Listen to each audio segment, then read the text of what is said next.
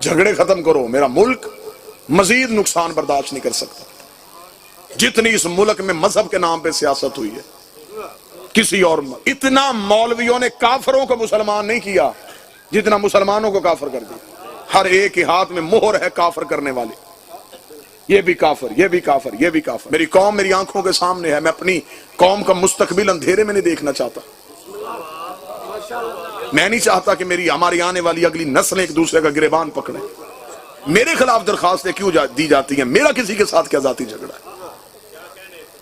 सिर्फ वजह है कि मैं खुल की अली पढ़ता हूं। जितना हमें इस मुल्क की सरहदों से प्यार है, हमने हर दौर में अफवाज पाकिस्तान के साथ देते हुए इस मुल्क के दहशतगर्द टोलों की मुखालफत की है।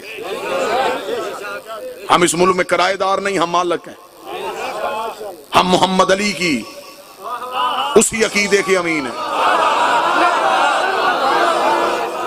हम कोई गैर मुल्की फिक्र इस मुल्क में नाफज नहीं होने देंगे।